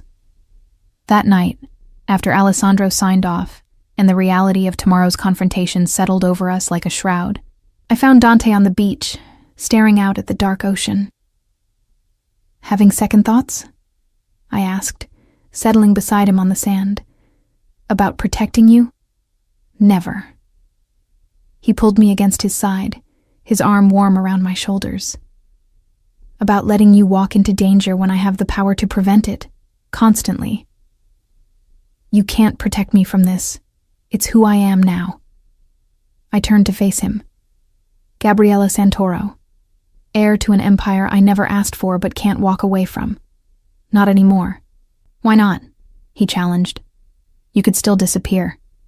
We have the resources to make you vanish so completely Marco would never find you. You could go back to being Maya Reed, or become someone new entirely. Have the quiet life you wanted. Except I'd always be running. I took his hand, intertwining our fingers, always looking over my shoulder, wondering when Marco would find me. And maybe more importantly, I paused, gathering courage. I'd be walking away from you, and I'm not ready to do that. Something fierce and tender crossed his face. Maya, I love you, I interrupted, needing to say it before I lost my nerve. I know it's insane. I know we've only known each other a week, but I love you, Dante Ferraro, and I'm not running from that either. He kissed me then, deep and desperate, pulling me into his lap so I was straddling him on the sand. I love you, he said between kisses. I love you, and tomorrow I'm going to make sure everyone in that room knows you're under my protection. That harming you means war with the Ferraro organization. That you're mine. Possessive, I murmured, but I was smiling. Completely. His hands slid under my shirt, warm against my skin. And when this is over, when you've claimed what's yours and Marco is dealt with, I'm going to marry you. Make you mine in every way that matters. My breath caught. Is that a proposal? It's a promise. His eyes burned into mine. A warning. I'm not letting you go, Maya. Whatever happens tomorrow, whatever you decide about the inheritance, we're doing this together. Understand? I understand. I kissed him softly. I understand that you're insane and possessive and probably the worst possible choice for a woman trying to enter the criminal underworld with some semblance of credibility. Probably, he agreed. And I understand that I don't care. I pulled back to look at him properly, this beautiful, dangerous man who'd crashed into my life and refused to leave. I want you, Dante, all of you. The good parts and the bloody parts and everything in between. We made love on the beach that night, under the stars, with the ocean as our soundtrack and the sand as our bed. It was desperate and tender and perfect, a claiming that went both ways. Later, as we lay wrapped in each other, I let myself believe that maybe, just maybe, we could make this work. That tomorrow I could walk into that council meeting and emerge victorious. That I could claim my inheritance. neutralize Marco's threat, and build something new with Dante by my side. I let myself believe in happily ever after, even though I knew better. Even though I knew that in the world Dante and I inhabited, happy endings had to be fought for, bled for, earned through sacrifice and strategic brilliance, and sheer stubborn refusal to give up. Tomorrow, I would fight for mine. Tomorrow, Gabriella Santoro would face her destiny, and God help anyone who tried to stop her. The Santoro compound in Coral Gables was nothing like I'd imagined. I'd pictured something dark and foreboding, all iron gates and security cameras, a fortress designed to keep the world at bay. Instead, I found myself approaching a sprawling Mediterranean estate that could have been featured in architectural magazines. Pale stucco walls glowed in the early evening light. Bougainvillea cascaded over archways in explosions of purple and pink. Fountains tinkled cheerfully in courtyards, visible through wrought iron gates that managed to be both beautiful and impenetrable. "Your father had taste," Dante murmured beside me in the back of the armored SUV. We were traveling in a convoy, 3 vehicles filled with security personnel, all of them armed, all of them prepared for the possibility that tonight would end in violence. I couldn't respond. My throat was too tight with emotion I couldn't name. This place, this beautiful, terrible place, was where I'd been born, where I'd spent the first 13 years of my life before everything had burned, where my real parents had walked and laughed and loved me in ways I couldn't remember. The sense of recognition that washed over me as we passed through the gates was almost physical, like my body remembered even if my mind didn't. "You okay?" Dante's hand found mine, squeezed gently. I nodded, not trusting my voice.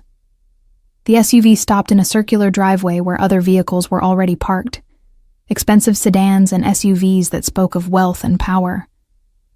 Through the window, I could see people gathering in what appeared to be a formal garden, all of them dressed in dark, expensive clothing that made them look like they were attending a very chic funeral, which, I supposed, they might be. Mine. "Remember what we discussed," Dante said, his voice low and urgent. "You don't speak unless spoken to directly. You don't admit to anything beyond your identity. And if anything feels wrong, you say the code word, and we get you out immediately." "Lighthouse," I confirmed, the random word we'd chosen specifically because it would never come up naturally in conversation. Alessandro appeared at the window, his expression grim.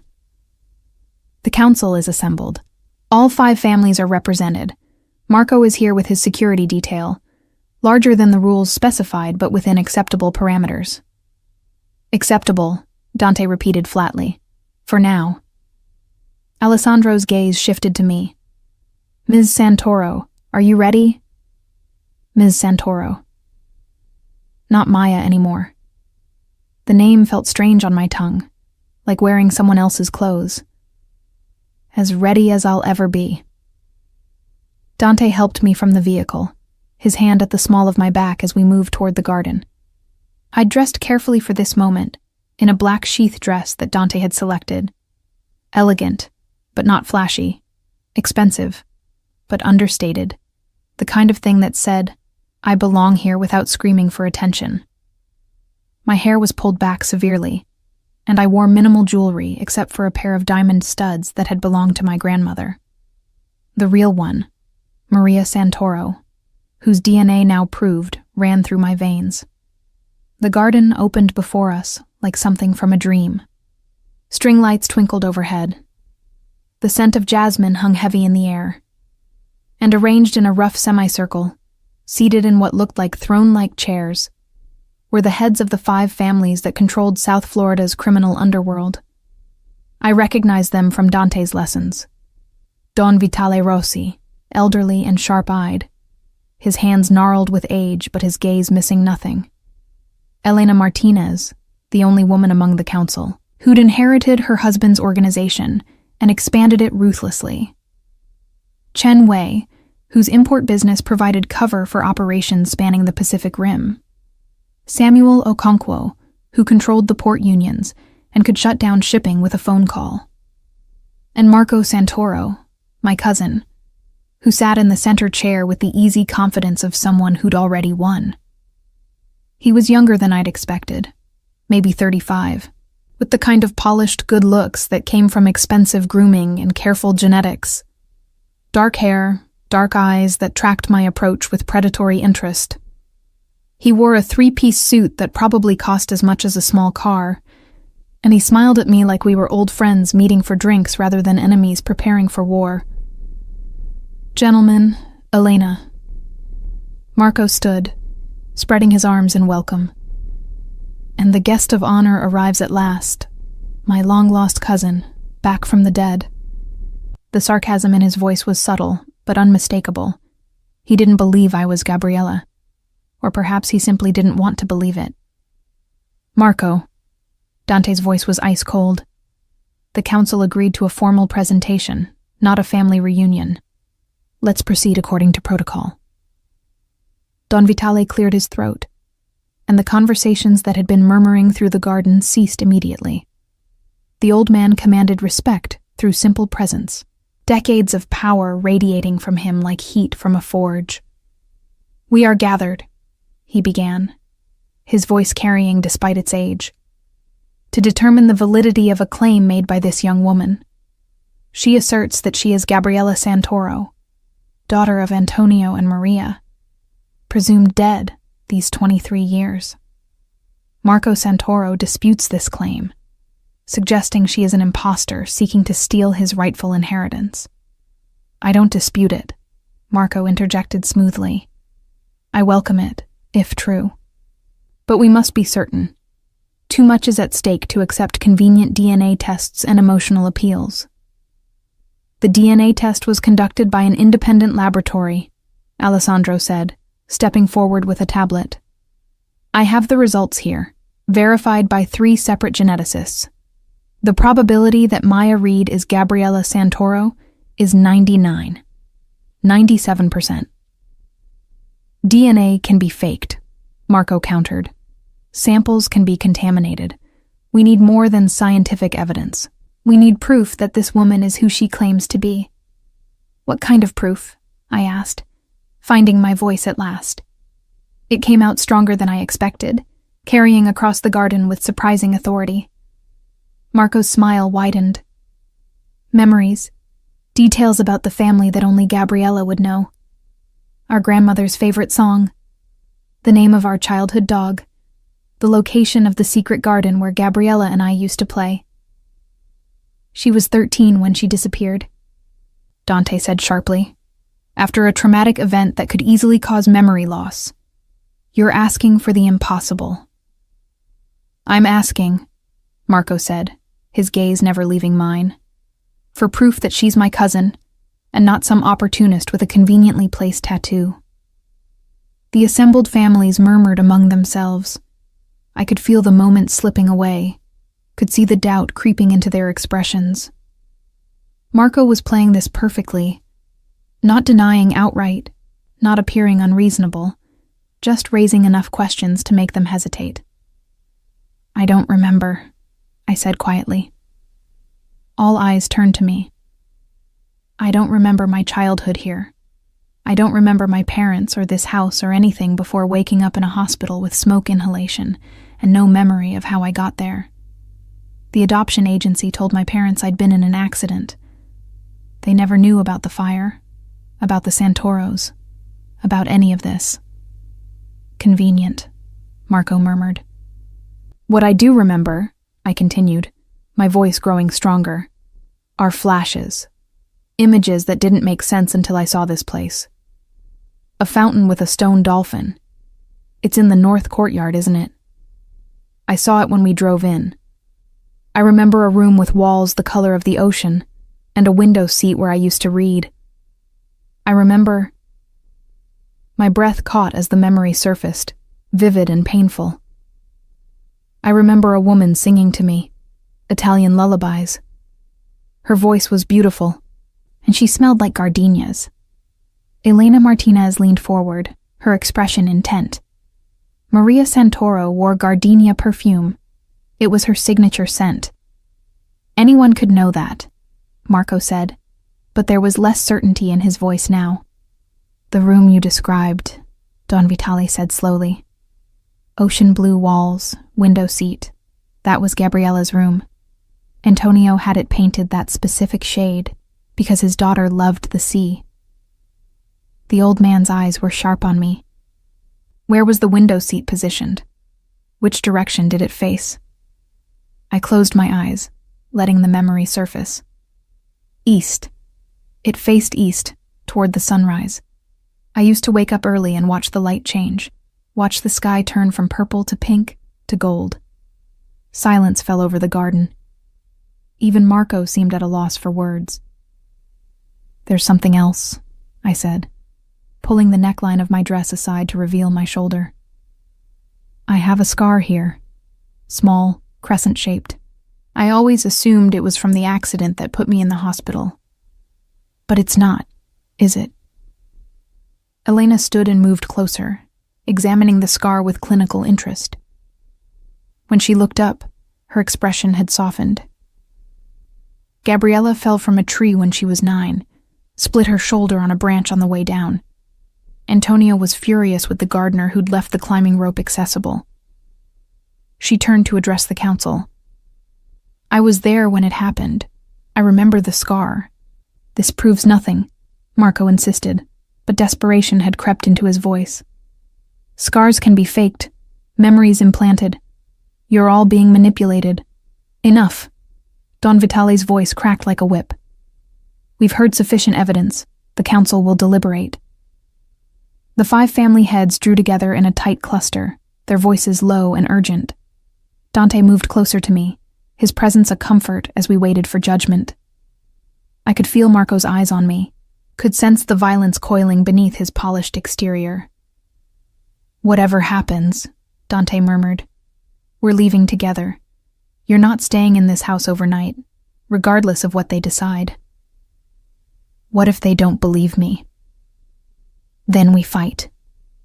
His hand found mine, squeezed hard. We take this public. Use the DNA evidence to challenge Marco's claim in court. It'll be messy, but the council has reached a decision. Don Vitale's voice silenced all side conversations. The old man stepped forward, his expression grave. We find the evidence compelling. The DNA, the memories, the physical proof all point to one conclusion. This woman is Gabriella Santoro, rightful heir to Antonio's estate. Relief crashed through me so intensely my knees nearly buckled. Dante's arm came around my waist, supporting me as the council members nodded their agreement. All except Marco. This is a mistake, he said, his voice tight with barely controlled fury. You're all being played. This imposter is your cousin, Elena interrupted coldly. And under the terms of Antonio's will, she now controls the Santoro organization. You will step down and relinquish all authority immediately. Marco's laugh was bitter, edged with madness. You think I'll just walk away? Hand over everything I've built to this pretender? His hand moved toward his jacket, toward what I suddenly realized was a weapon concealed there. Everything happened at once. Dante shoved me behind him. Alessandro and the security team drew their weapons with practiced precision. The other family's guards moved to create a protective barrier. And Marco pulled a gun, his expression twisted with rage. If I can't have it, he snarled, then nobody can. The shot rang out before anyone could stop him. But Marco wasn't aiming at me. He was aiming at Don Vitale, at the head of the council whose decision had sealed Marco's fate. Except he never got the chance to fire a second time. 3 shots answered his, from Alessandro, from Dante's head of security, from Elena Martinez's bodyguard. Marco fell backward, the gun clattering from his hand, blood blooming across his expensive shirt in spreading roses of crimson. The garden erupted into chaos. People screaming, guards shouting, the council members being hustled toward safety. Dante turned me away, shielding me from the sight of my cousin dying on the same ground where I'd played as a child. "Don't look," he ordered, his hands on my face, forcing me to focus on him instead of the violence. "Look at me, Maya.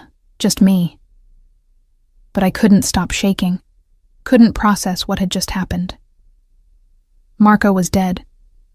My cousin, my enemy, the man who'd sent assassins after me, dead in the space of heartbeats. "We need to leave," Alessandro said urgently. "Now, before anyone starts asking questions." Dante nodded and swept me into his arms, carrying me toward the SUV like I weighed nothing. I buried my face in his neck, letting him shield me from the chaos, from the blood, from the terrible reality of what my life had become. We were pulling away from the compound when I finally found my voice. Did I just inherit a criminal empire by default? Because my cousin tried to assassinate a council member and got himself killed? "Technically," Alessandro said from the front seat, "you inherited it the moment the council acknowledged your identity. Marco's death just simplified things." I started laughing. Couldn't help it. The absurdity of the entire situation, from accidentally texting a Mafia boss to inheriting hundreds of millions because my homicidal cousin had terrible aim. It was too much. The laughter turned to tears, and Dante held me through both, his arms a fortress around my shaking body. "Take us to the island," Dante ordered Luca, "and make sure we're not followed." "What happens now?" I asked, once I'd regained some composure. "With Marco dead and me in control?" "Now," Dante said carefully, "you have choices to make, real ones, without a gun to your head or assassins chasing you. You can maintain the organization as it is, run it the way your father did. You can dismantle it, sell off the assets, walk away. Or you can try to do what Antonio wanted, transition everything into legitimacy, use the power and resources for something better." I thought about that as we drove through the Miami night. Thought about my father, who'd wanted better for his daughter. About my mother, who'd died never knowing her child survived. About the life I could have had versus the life I'd actually lived. "I want to try," I said finally. "Not to run away or pretend none of this is real, but to actually try to make something good out of it. Use the resources to help people, to clean up the worst of what the organization does. Is that naive?" "Probably," Dante admitted, "but I'll help you try anyway." "Why?" I turned to look at him in the dim light of the SUV. "Why commit yourself to this insanity? You could walk away right now, go back to your own empire, let me figure this out on my own." His smile was soft, devastating. "Because I love you. Because I meant what I said on the beach. I'm not letting you go. Because..." He pulled a small velvet box from his pocket, and my heart stopped. "Because I want to spend the rest of my life helping you change the world. One reformed criminal enterprise at a time." He opened the box to reveal a ring, a simple band of platinum with a single flawless diamond, elegant and understated and absolutely perfect. "Dante," I breathed. "Marry me," he said simply. Not because of the alliance it would create or the strategic advantage. Marry me because in a week you've become the most important thing in my world. Because I want to wake up next to you every morning and fall asleep holding you every night. Because I love you, Maya Gabriella, whoever you decide to be. Marry me." "Yes," I said, tears streaming down my face again. "Yes, you insane, possessive, wonderful man. Yes." He slipped the ring onto my finger, and it fit perfectly. Of course it did. Dante probably knew my ring size before I did. Had probably been planning this since the moment he pulled me from his pool and saw the tattoo that changed everything. We spent that night on the island, wrapped in each other, planning a future that seemed impossible but felt inevitable. In the morning, I would return to the Santoro compound, my compound now, and begin the work of transforming my father's legacy. I would meet with lawyers and accountants and the various people who'd answered to Marco. I I would make hard decisions and face opposition, and probably make 1,000 mistakes along the way. But I wouldn't be alone. Dante would be beside me. Alessandro would provide guidance. The council, having accepted my claim, would offer support even if they didn't entirely trust my plans for reform. And somewhere, I like to think, Antonio and Maria Santoro were watching their daughter come home at last. Not the home of my childhood, perhaps, but home to herself, home to her truth, home to the family she'd chosen, rather than the one she'd lost. "What are you thinking?" Dante asked, his fingers tracing patterns on my bare shoulder as we lay tangled in his bed. "That my satin robe falling into your pool was the best accident that ever happened to me," I said, smiling at the memory. "Even though it nearly got me killed multiple times." He laughed, the sound rich and warm.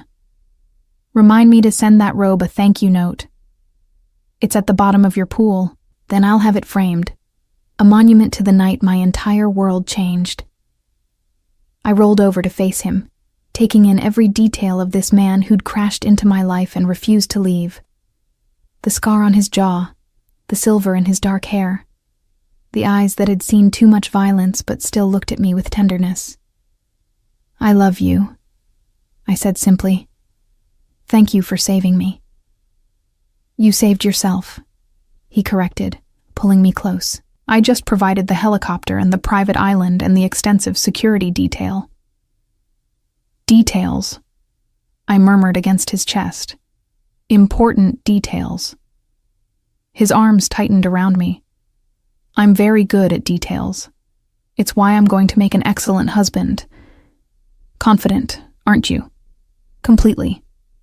He pressed a kiss to my hair. "After all, I'm marrying Gabriella Santoro, heir to a billion-dollar empire, the woman who walked into a council meeting and claimed her birthright with nothing but DNA evidence and a handful of childhood memories. If I can win her, I can do anything."